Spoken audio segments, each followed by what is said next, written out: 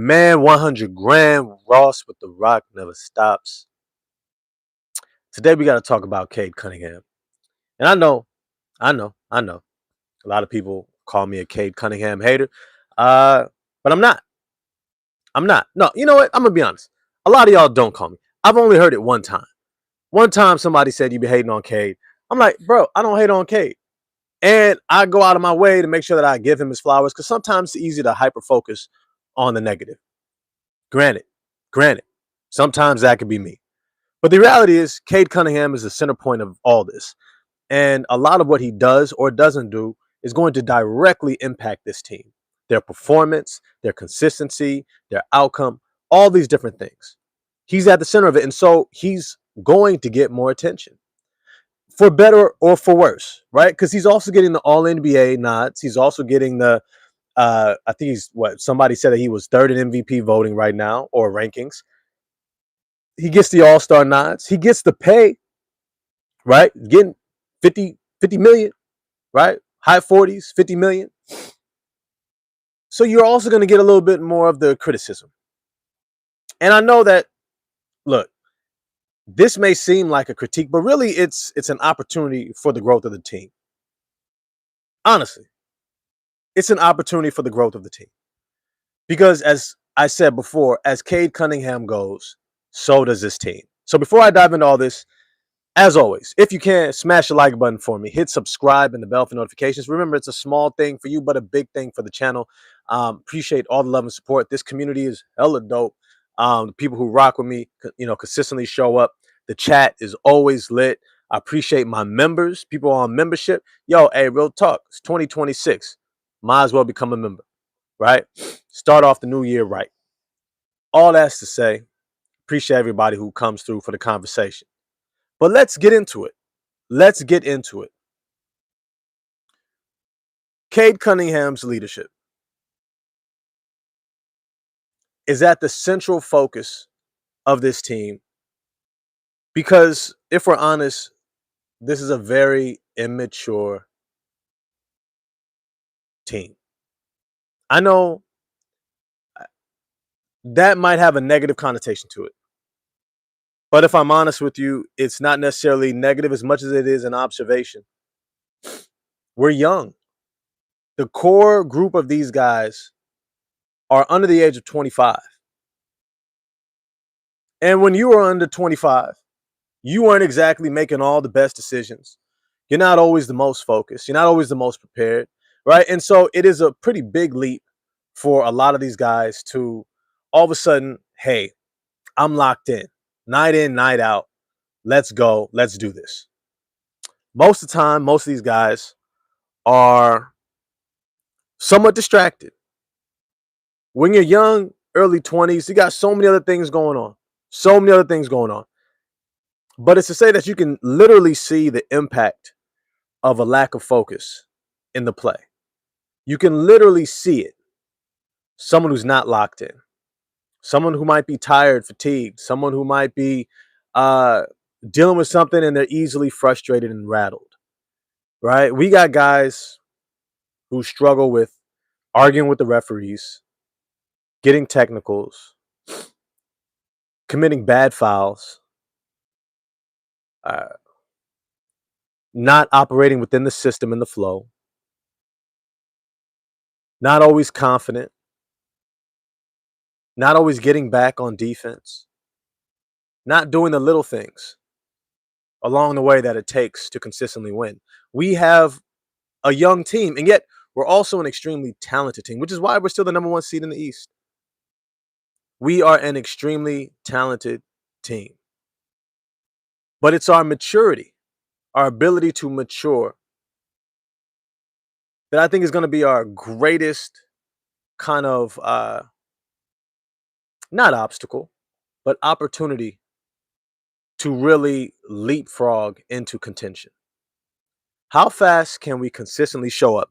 And this starts and ends with Cade Cunningham.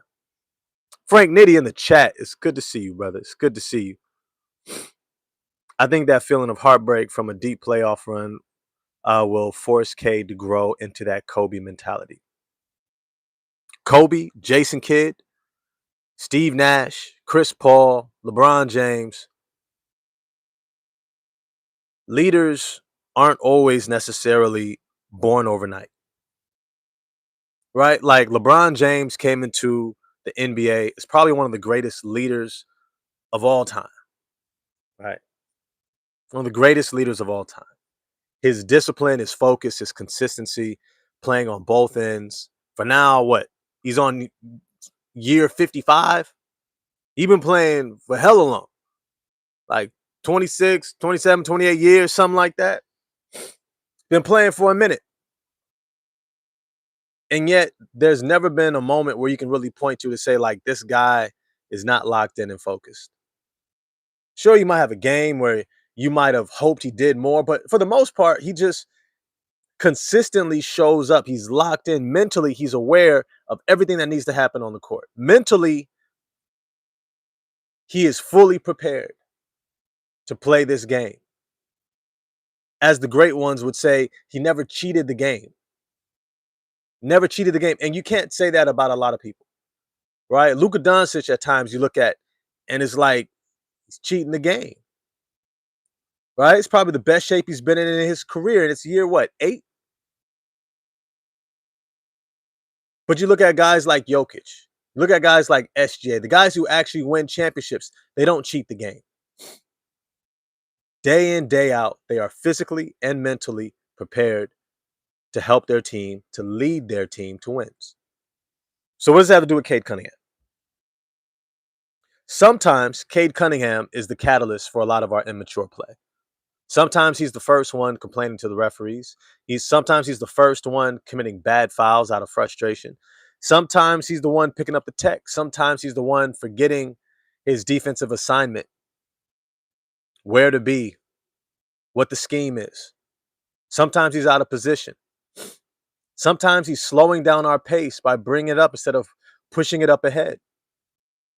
Sometimes he becomes the obstacle. And then we got to figure it out around him. All of a sudden, he's got 2 quick fouls back to back in the first quarter. Like, that can't ever happen, bro. It can't. You're supposed to be our MVP. You can't get into foul trouble as often as you do. I don't know if there's a metric out there that tracks how often certain players are in foul trouble. But the reality is Cade Cunningham is one of them, along with Jalen Duren. And when your key central players are perpetually getting into foul trouble, it completely throws off your entire scheme. Because now you're leveraging time and you don't have the ability to play them the allotted minutes that allows you to execute how you're preparing for the game. So that throws off what JB Bickerstaff has planned. That throws off the rotation on the bench. That throws off other guys' roles. And it becomes a stumbling block for the team at large to be able to execute and to build that continuity because they never really know what or who they're going to be playing with. They don't know what scheme it's actually going to be. They don't know is Cade going to give us 36 minutes or is he going to give us 28? Is Duren going to give us 38 minutes or he's going to give us 24?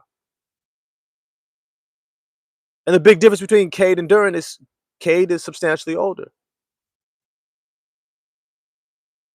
So when we look at what this team is faced with right now, I think it's something that needs to be said.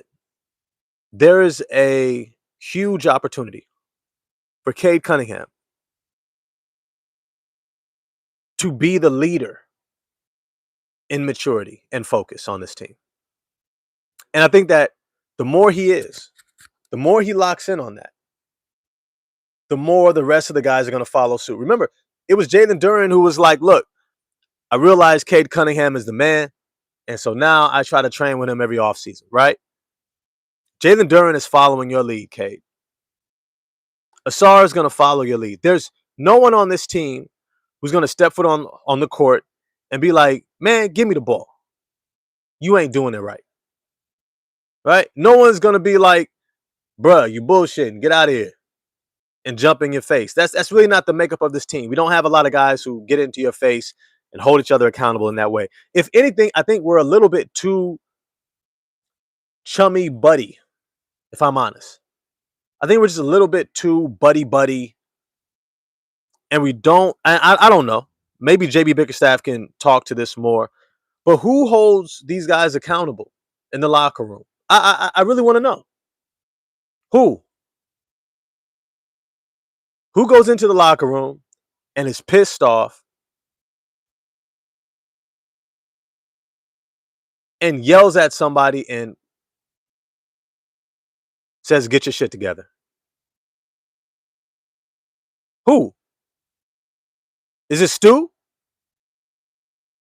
It might have to be JB Bickerstaff, but that's not a good sign if it's the coach who always has to do that, because you know what happens eventually is that coach becomes, well, he becomes Van Gundy, not Jeff, but the other brother. What's his name?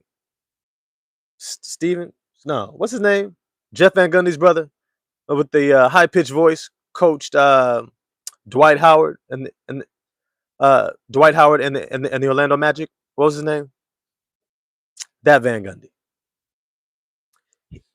You can end up Stan. Thank you. That's why I appreciate you. Thank you, Frank. It's good to have you back in the chat, Frank. But you become Stan Van Gundy, the guy that's always complaining and frustrated with the players, and he's always saying, "Hey, come on, get it, come on, guys, come on, guys." You know, Dwight Howard is famous, maybe infamous, for mocking Stan Van Gundy. But the thing is, that was supposed to be Dwight Howard's job, right? Not everybody has the leadership to get the team over the hump. Not everybody has that.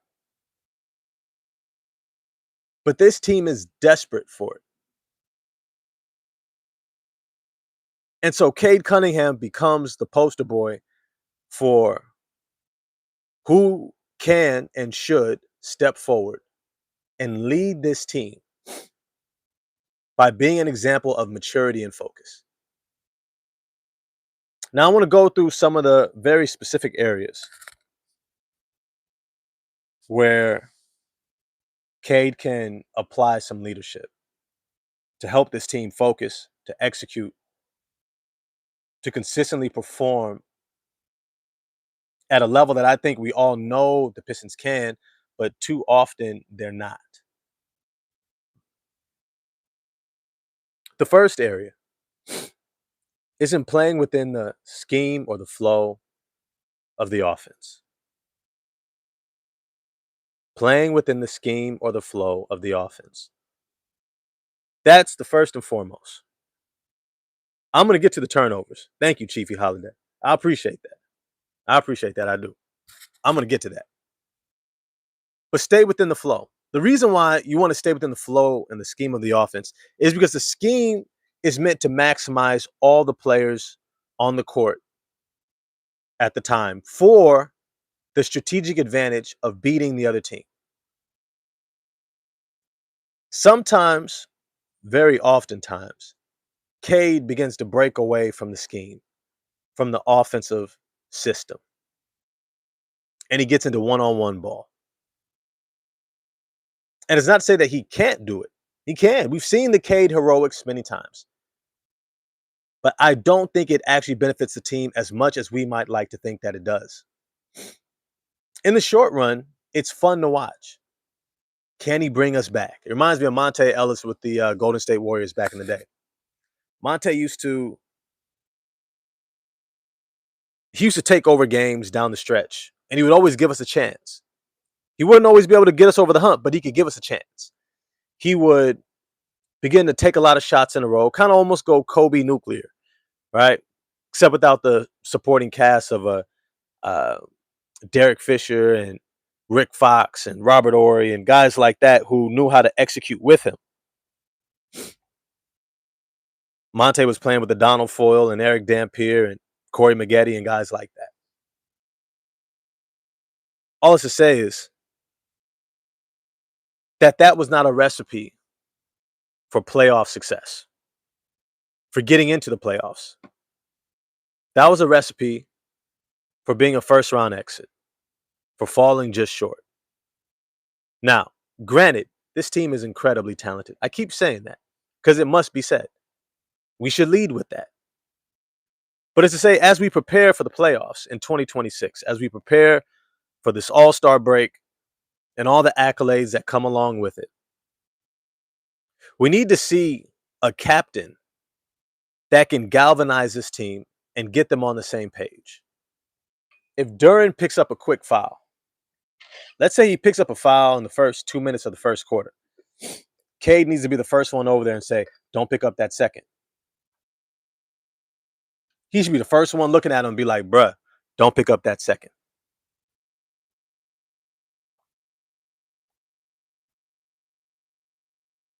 If Stu is getting into a back and forth and he's tussling with somebody, Cade should be the first one over there to calm him down. But let me get back to the system. And I'm going to get to the other things, the fouls and the turnovers and the technicals. I'm going to get to all of that. The reason why the system is so important is because many times when Cade is taking over, other guys are just watching. Other guys are just standing around. Other guys are becoming less involved. And as a result, it kind of begins to snowball against Cade Cunningham because the more he becomes heliocentric, the more the defense mounts against him, the more he gets frustrated because he's not getting the calls, and the less efficient he becomes and the more turnover prone he becomes. Right? So it already works against him to try to break away from the system and the schemes. But secondly, what it does is guys like Asar Thompson and Jaden Ivey, who need to have the ball in their hands a good amount to be effective, to get into a rhythm, they end up fading out of the game. They end up just kind of standing around and watching. They stop being involved. And as a result, they become far less effective. The reality is, when those guys are playing at a high level, especially Asar Thompson, when he's playing confidently, getting downhill, getting to the rim, getting to the free throw line, getting on the glass, getting out of transition, setting up the offense, right? Facilitating the ball, the game is easier for Cade.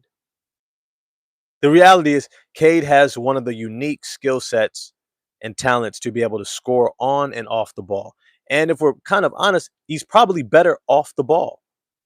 He's probably better in a position where he is off the ball and he can catch the ball in his spots where he's most comfortable to be able to score most efficiently with the least amount of effort.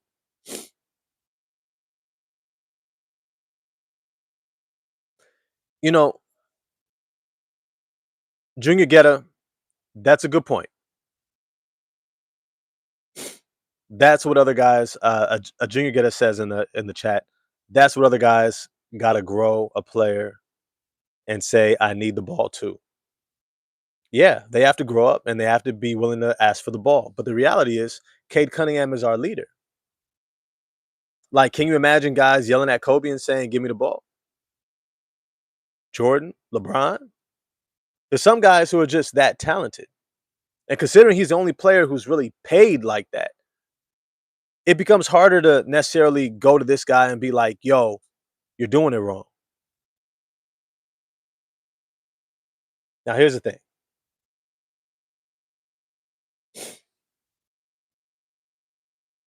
Not only does Asar need the ball, and Cade is also very capable off the ball. But what it also does is it doesn't allow the defense to mount up against Cade. I think I already kind of talked about that point. It doesn't allow the defense to mount up against Cade. But what it also does is it allows Cade to score more effectively.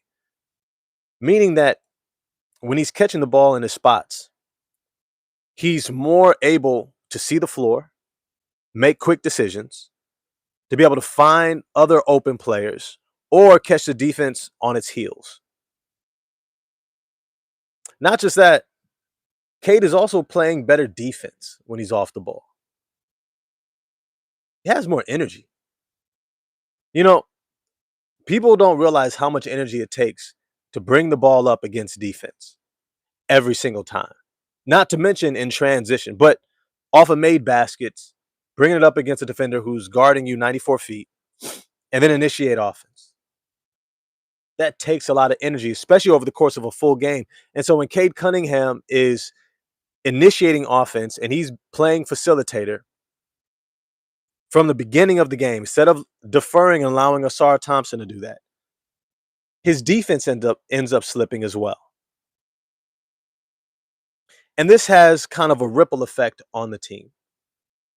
Now Asar is less engaged, Ivy is less engaged, Duren is less engaged. Now guys are beginning to play more heliocentric individual ISO ball as well. The ball sticks and it stops moving. One pass and a shot, or no pass at all. And then all of a sudden it begins to play in the defense's hands.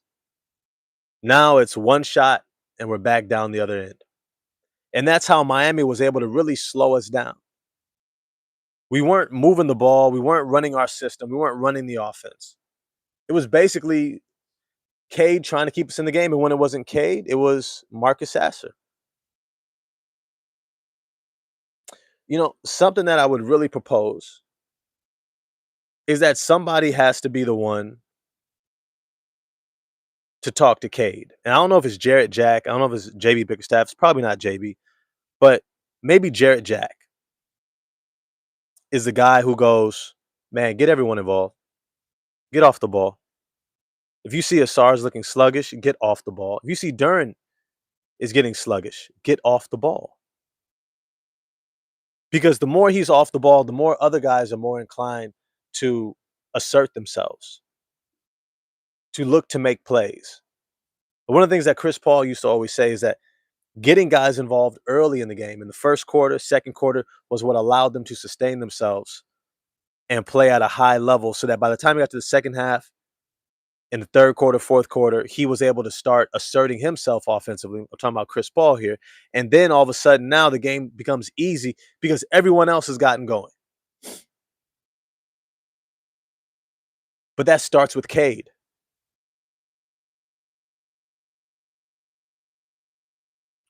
The next area of leadership for Cade Cunningham is I want to get to what I think it was JR Getta pointing out about the turnovers. And Ghost Keeper, it's good to see you in the chat. It's good to see you in the chat, brother. It's the turnovers. It's the turnovers. Look, Cade, if you're too tired to make a focused pass, go tell Asar Thompson to go get the ball. Go tell Ivy to go get the ball. But there is absolutely no excuse to have 7 turnovers in a game, 9 turnovers in a game. There is no excuse to not be aware of yourself. To not be aware of yourself.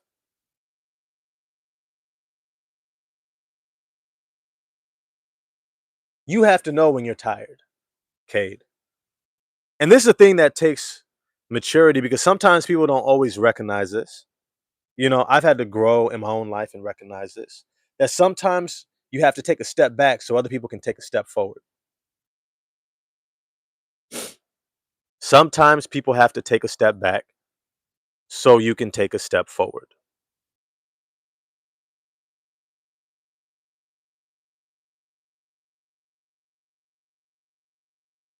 That's just the reality.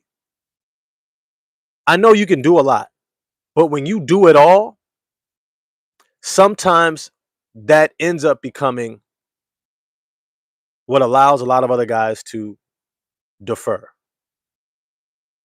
And then you begin to wear yourself out and feel like, man, I have to do everything. It's not that you have to.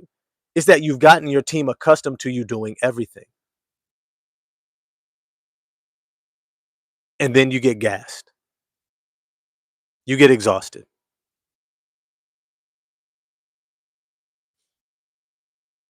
When it comes to the turnovers, Cade has to know by now what causes his turnovers.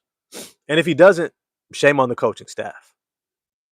Cade Cunningham should know himself better than anyone else. Somebody on the coach staff has to be able to get through to Cade and let him know, hey, you're doing that thing again. You're doing that thing again. You're starting to get tired. You're starting to make soft, weak passes. You are starting to get a little lazy in your reads, and the defense is jumping all over you. Get off the ball. Just get off the ball. And it's a discipline thing. It really is. It's to say, I know I'm used to running point, but now is not a good time. Applejack, Cade is not our only bucket on the team. Cade is not our only bucket on the team.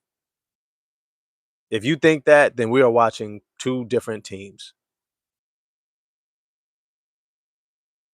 The reality is we have Duran, we have Ivy, guys like Karis LeVert, Tobias Harris. We got Marcus Sasser. We've got Ron Holland can go get a bucket. Isaiah Stewart can go get a bucket. Even Asar Thompson, when he's in his flow, when he's in rhythm, can go get a bucket. We have guys that have shown that they can play at a high level. The thing is, if your leader is not playing the style that you have agreed upon, if he's not playing within the system and the scheme that you've agreed upon by the coaching staff to be able to maximize the effectiveness of the team, then you become the stumbling block for the team. You become the impediment for maximizing the potential and efficiency of this team.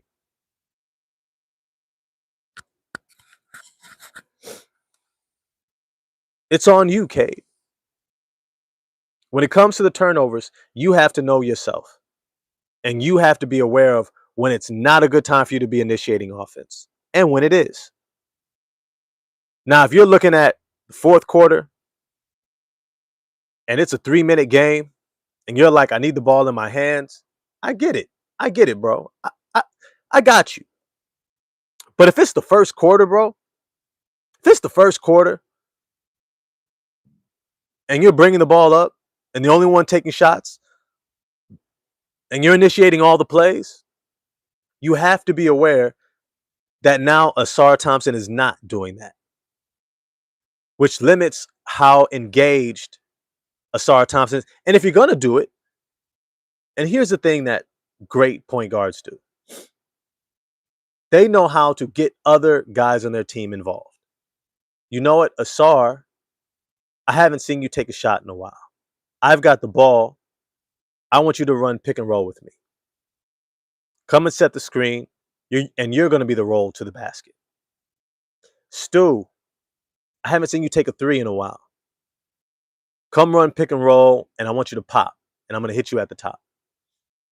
Hey, you know what, Jaden Ivey, you haven't taken a shot in a while. You're not looking very engaged. Hey, bring the ball up. Create something. Right? Like, these are the moments where leadership kicks in because it's aware of everyone else. And that's really what it means to be a leader of men, a leader of the team. You have to know yourself better than anyone. And you've also got to get to know all your teammates. You have to know what makes them tick, what gets them motivated, what gets them focused, what gets them involved in the game. And you've got to bring the team with you across the finish line. The coach can only do so much. Coach can create the scheme. The coach can create the offensive system.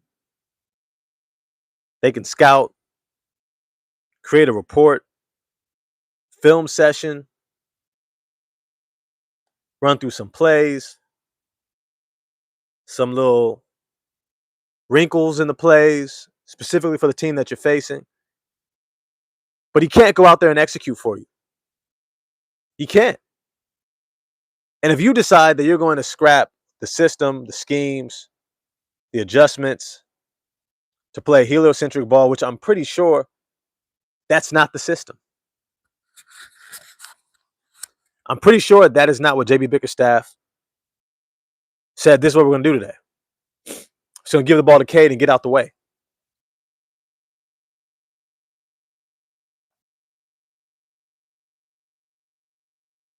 Now, that's the turnovers. The next part is we need you to hold this team accountable. I said it before.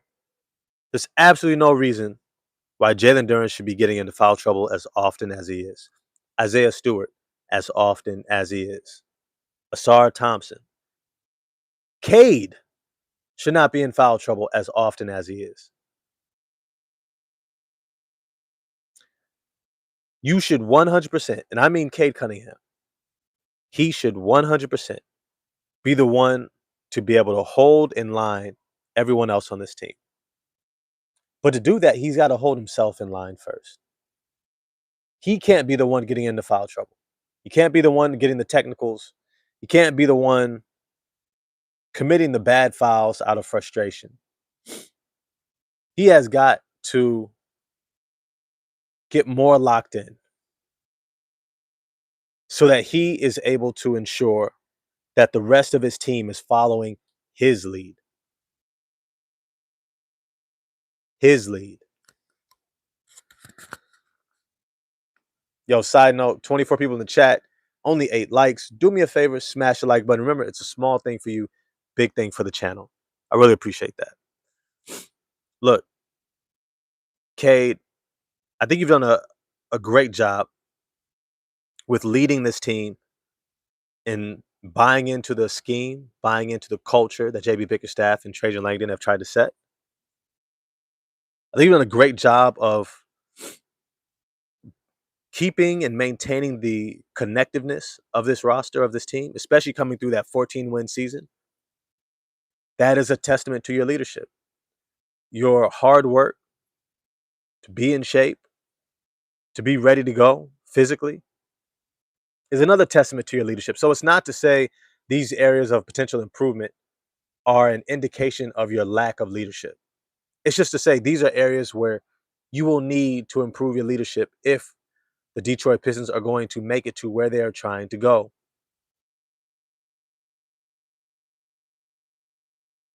Now, Cade Cunningham,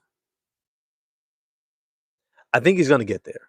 And I think I keep saying this about this roster. Every time I have a critique, I keep ending it with, I think they're going to get there. You look at the rate of progress, of success over the past couple seasons, or at least year and a half.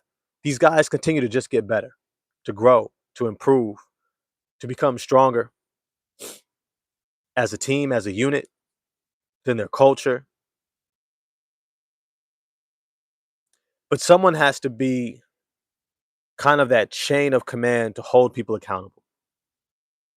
I don't know whether it's JB talking to an assistant coach who's talking to Cade Cunningham, or maybe it's JB directly to Cade Cunningham. But there has to be a chain to talk to Cade to make sure that he is focused. Because when he's not, it's almost like a wasted game.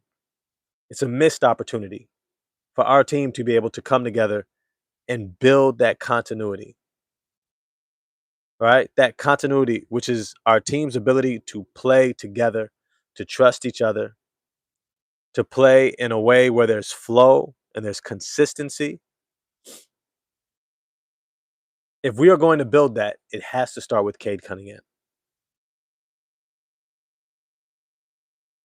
And as I've said before, I might take a loss. I might rather take a loss, but we played the right way than get a win playing the wrong way.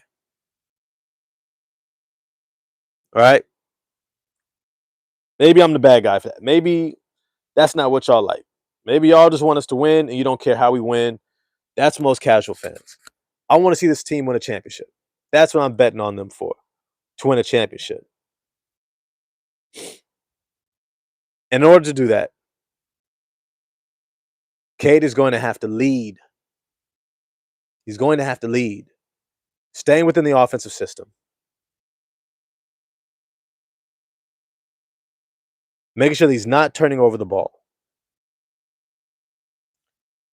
and ensuring that his teammates aren't falling to the same traps, baited into technicals and fouls, getting into foul trouble.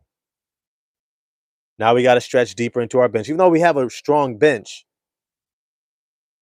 it still becomes missed opportunities to build collectively, to improve as a team, to take those next steps forward.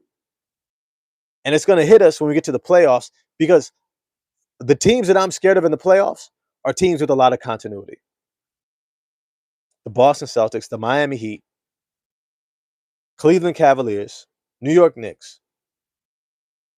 Look, we can say, hey, last playoffs in 2024, we barely lost to the Knicks. All right, and that should give you a lot of confidence for this year. Okay. Do you think the Knicks were preparing for the Detroit Pistons in the way that they were preparing for Indiana, Cleveland, Boston? Do you think I'm not saying that they took them for granted. I'm not saying that they were just like, oh, whatever, we're just going to walk through them. I'm saying, do we really think the New York Knicks were worried, concerned about the Detroit Pistons? I don't think so. And yet, they beat us in 6, and it was a close series. I think in this time in the playoffs, it's going to be even harder. We're going to be better. It's also going to be harder because the Detroit Pistons are not sneaking up on anybody any longer. They're going to be a team that when they get to the playoffs and they see the Detroit Pistons, they are going to be locked the fuck in. They are going to be locked in. They are going to know exactly what they want to do because that's the only way that you beat the Pistons. But also, they recognize that that's their greatest advantage is being locked in. But it's going to start with Cade. If you can't be the one to lead this team, to be able to show up, show out, execute, play at your best. If you're not going to be the one to ensure that about this team, who is? Who can?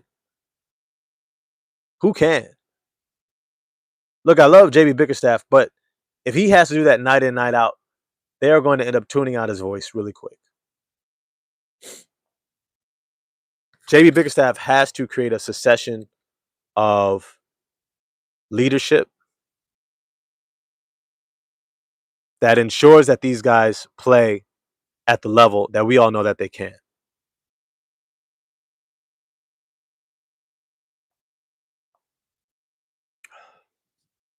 Let me get to some of these chats. Applejack says, facts, we ain't got no elite shooting. I think Marcus Sasser is an elite shooter. I even think Jay Ivey is an elite shooter, along with Duncan Robinson. I think we have more than enough shooting. It's just we don't generate threes. We don't generate a lot of threes. Beefy Holiday says, the one thing that bothers me is not getting Cade enough help by the end of his contract. And he want to go home and play with Cooper Flag. I mean, that's a ways away. I think he has the talent around him. I think Cade knows he has a talent around him. But he has to become the leader that this team needs to get the most out of it. These guys are high character individuals, but they're not necessarily leaders. I wouldn't call Asar, I wouldn't call Duran, I wouldn't call Ivy or Ron Holiday. Sorry, Ron Holiday. Ron Holland, Isaiah Stewart. I wouldn't call those guys leaders.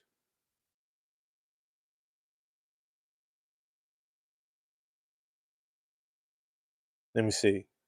Uh, Pistons when great, they always set the trends, not follow it. Okay. Let's see, get some of these comments here. Knicks are going to have to make a move to beat us right now. Potentially. New York Knicks, not in fam. I've been following the Knickerbockers heavy. The Knicks don't have a chance in 7 games versus us. Okay. Okay. Abdul Al, Abdul Diop, 86. If we don't make a move and keep the same team at the deadline, we are cooked in the playoffs. I don't think so, actually. I just think we need to reconstruct this roster and reorder the depth chart or the pecking order. In other words, I think Duncan Robinson and Karis LeVert need to take a step back. And let's play guys like Javante Green more and Marcus Sasser. And of course, like I said, put Jaden Ivey in the starting lineup.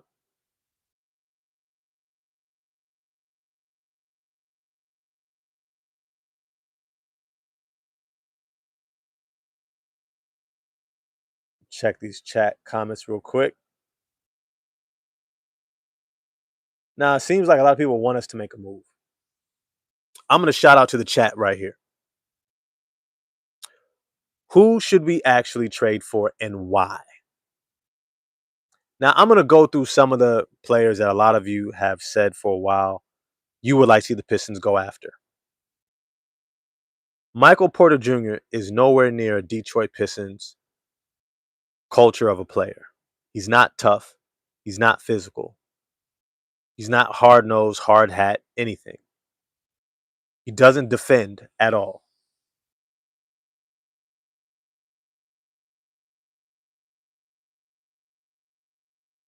And he has a bloated contract. I mean, it's not terrible. It's not a terrible contract. You know, I'll be honest about that. It's not a terrible contract. I had to look it over a couple times to remind myself. I'll pull it up here.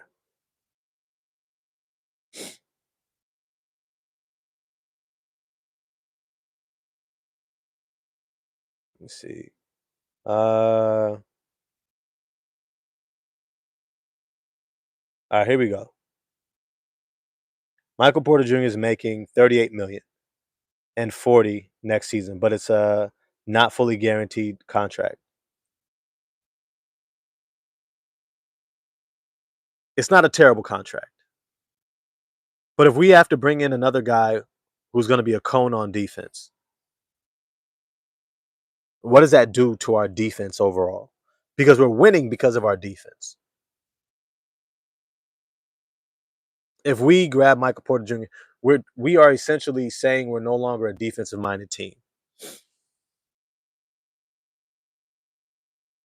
You think Michael Porter Jr. would be the second best player on the team or second best scorer on the team? Because just because you're a good scorer doesn't make you the best player. I did, yep. Tara G, I did bring up PJ Washington before. Unfortunately, he's not available until the offseason because of when he signed his contract. But I think he could be great for us.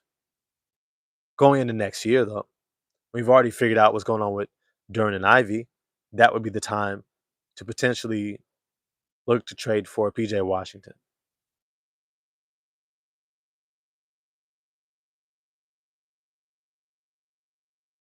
All right, we got Malik Monk, scoring, shooting, create his own shot. Shouldn't have to give up much, and he's on a team-friendly deal, 18 million. Okay, let's look up Malik Monk. I actually like Malik Monk. But tell me something. What is the difference between what Malik Monk can give us and Marcus Sasser gives us?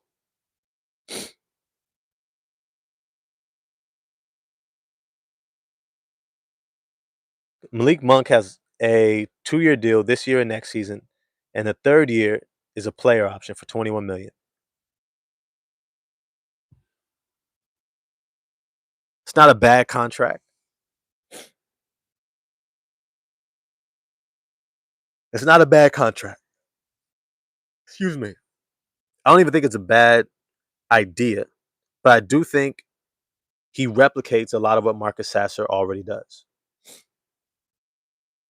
I think Monk might be a little bit more explosive vertically, but his game is the same. Let me see. Kingmaker said, I also don't think anyone available in trade rumors actually helps us compared to what we lose to get them. It's a great point. Maybe JB just needs a summer with the current squad left post trade. I definitely could see that. Um, you know I'm right, so that's enough of you, Ross. What? I didn't even know what you're talking about, Gumby. What was Gumby talking about? Harrison Duncan can't play defense. Duran's feet are slow. That's the only point you made, Gumby. You're saying Bad Boys brought in Lambeer, Aguirre, Mahorn. '04 Pistons brought in both Wallaces, Rip Hamilton, and Billups, but y'all stay put. No, bro. I think that what you don't realize, Gumby. I'm gonna be straight up with you, Gumby. I'm here for all the smoke, so I don't care. You make a point, we can talk about it. Um, all those guys were Detroit Pistons basketball players. First of all, Chauncey Billups was a journeyman. He was a journeyman. He was a guy with a whole lot to prove. He'd be bought in to play defense, facilitate, hit big shots, play make for this team. Rip Hamilton was also bought in, but it wasn't until we got Ben Wallace that it began to come together, along with Tayshaun Prince. And then all of a sudden, we saw the defense take off. And then there was an opportunity to get Rasheed Wallace. And Rasheed put our defense over the top. Bill Lambeer, Mark Aguirre, also tough, hard-nosed guys. You are talking about guys who are evidently, clearly, Detroit Pistons basketball players. If you're going to recommend versus just complain about who we should go get, tell me who and why. 24K Minds, you say Derek White. Okay, so Derek White is making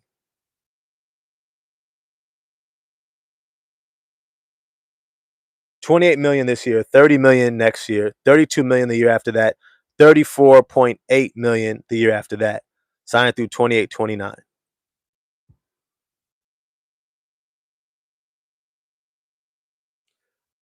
Right now, he is Boston's second most important player on the current roster who's playing.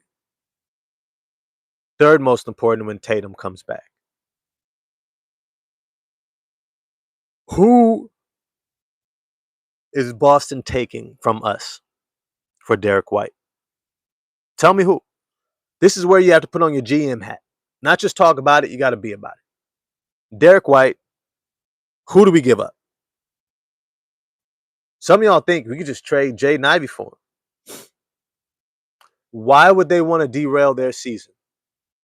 I think they're what, number 3, number 4 in the East? They're playing great ball. And Derek White has a lot to do with that. Who are they trading for? You think that they want Jaden Ivey right now? Jaden Ivey can't even prove to be able to start for the Pistons.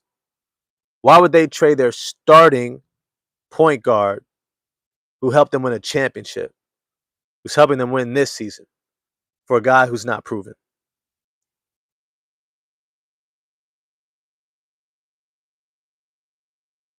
Why would Boston do it?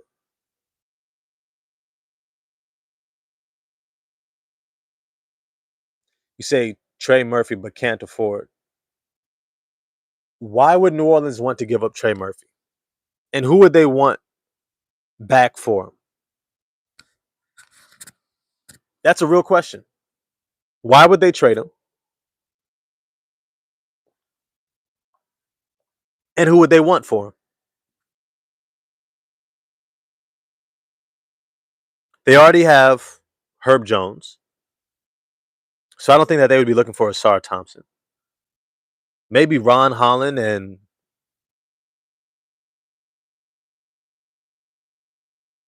Tobias Harris, plus 2 or 3 first-round picks. That's what it would take to get him.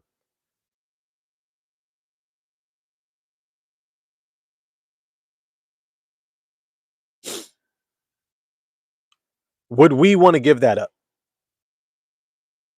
2, 3 first-round picks. Ron Holland, Isaiah Stewart.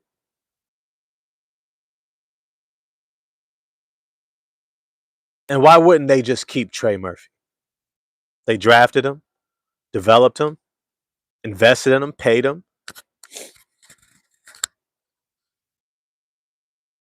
Why would they want to give up Trey Murphy? These are the questions that you really have to ask yourself when you start thinking about looking elsewhere. Just because you want someone, you have to ask, why would they want you? What do you have that they want? And are you willing to give that up? That's the $1 million question. What do you have that they want?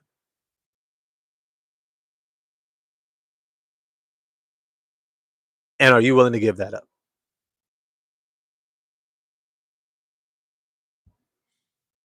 They would give him up because he's 25 and the Pelicans are more than 5 years away from competing. Says who? Why do you think that they're more than 5 years away from competing? Pull up the roster right now.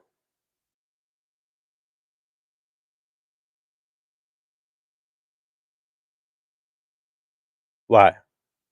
They've got Zion Williamson, Jordan Poole, DeJounte Murray, Trey Murphy, Herb Jones, Kayvon Looney, Jeremiah Fears, Sadiq Bey, Derek Queen, Jordan Hawkins, Jose Alvarado, Yves Misi, Carlo Makovich, Micah Peavy, Bryce McGowans. That's their roster.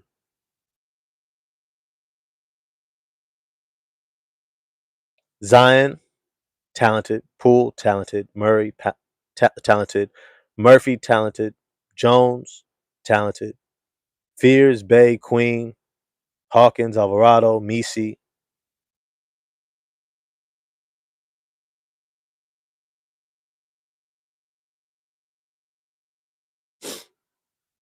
Why would they want to give him up as a central building block of that team for unproven players? And remember, Trey Murphy is on a wonderful contract. 25, 27, 29, 31. If I'm honest, I would be hard pressed to ask Jalen Duren, Jaden Ivey, why you're worth more than that. Unless Duren makes this all-star team, which, if I'm honest, he might not. And I might do a video on that later. Is Jalen Duren really an all-star? He's not our number one option. Sometimes he looks like a number two, and sometimes he doesn't. But if you think about guys like Paolo Banchero, Giannis Antetokounmpo, you look at guys like Jalen Johnson in Atlanta, Karl Anthony Towns in New York, you begin to see that there's plenty of front court options.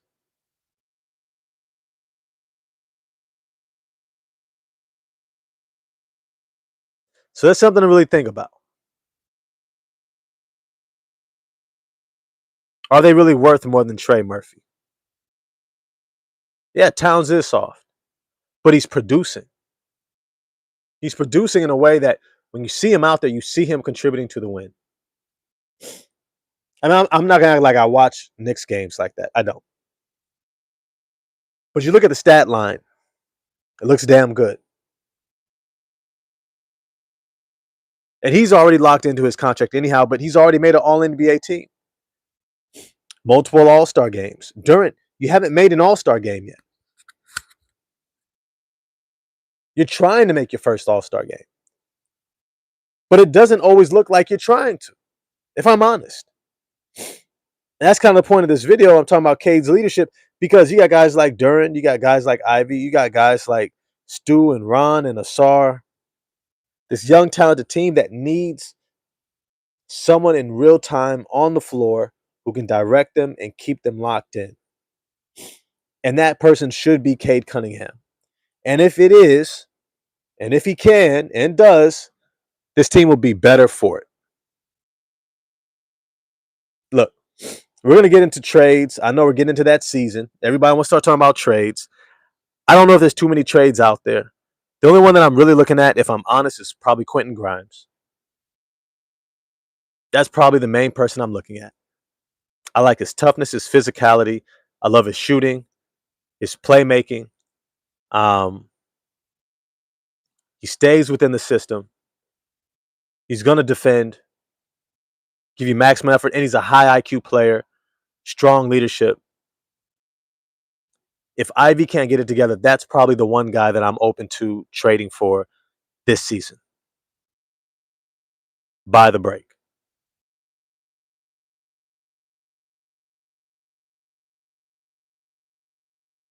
I know we traded for him already. I know. He was coming off an injury. Clearly, he's not the same player. Clearly, coming off the injury, traded to a new team, a scheme and a system that he hadn't been involved with yet. No training camp, right? Hardly any practices. That could have been why he didn't look too good.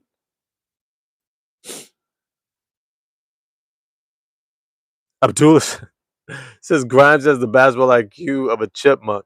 Bro,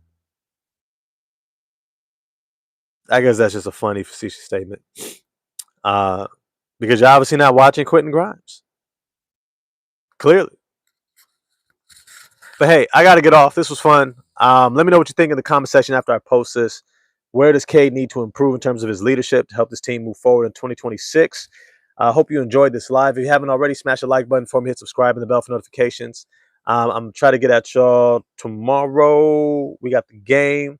No, sorry. Tomorrow is, oh yeah, tomorrow's Sunday. Oh yeah, Gretzky. I'm not giving up on Ivy either. But we'll see. He's got a month to force his way into that starting lineup. If he can't force his way into that starting lineup, I am not opposed to trading for Quentin Grimes. With that, I gotta go. Smash the like button for me, hit subscribe and the bell for notifications. I'll get at y'all next time. Peace.